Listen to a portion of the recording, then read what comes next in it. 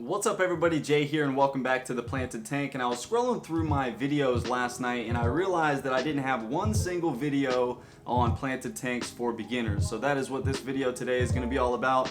For you experienced people, you can just go watch something else.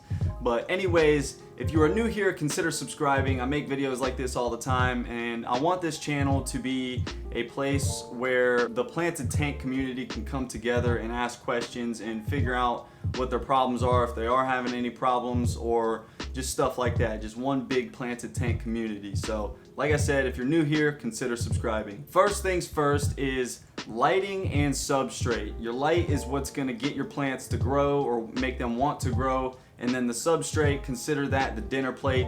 That's where your plants feed. Plants absorb 400 to 400 times more nutrients through their roots, so that's where you want to feed them. There's two methods in my opinion that are hands down the best, and that is aqua soil and dirted tanks. If you want to see the most absolute plant growth that you've ever seen before, use dirt or use aqua soil. It's that simple. So anyways, you want to start off with a 8-hour lighting period. Any longer than that, if your tank isn't balanced yet, you could run into algae issues, and anything less than that might not be enough for your plants to grow properly.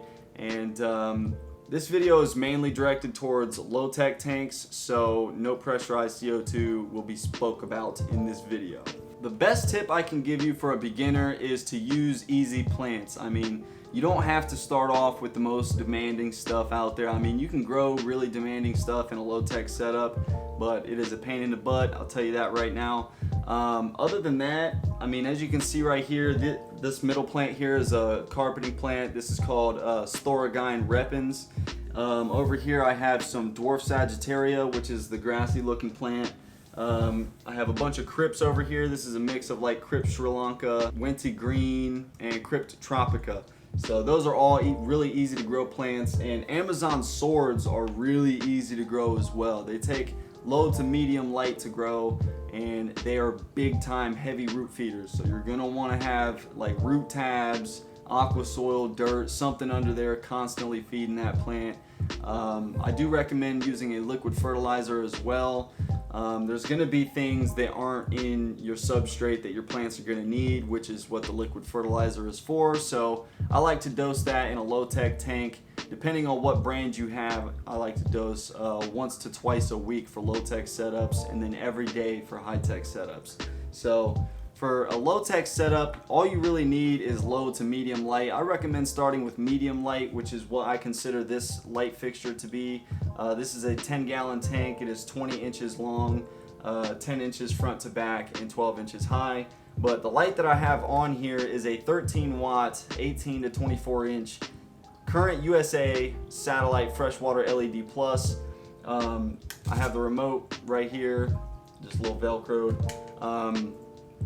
These lights, you can change the color temperature and stuff like that. I have it just running full blast at the moment with red and white LEDs only, but there's a whole bunch of lighting options out there. So the Planted Plus by Finex is a good place to start. The Finex Planted Plus 24/7, the CC model as well, the current lights, there's all kinds of stuff. There's CFL bulbs, and other than that, that's really the basics for a planted tank. You got to keep your light on a timer. I know I've been probably rambling, boring you guys, but oh well.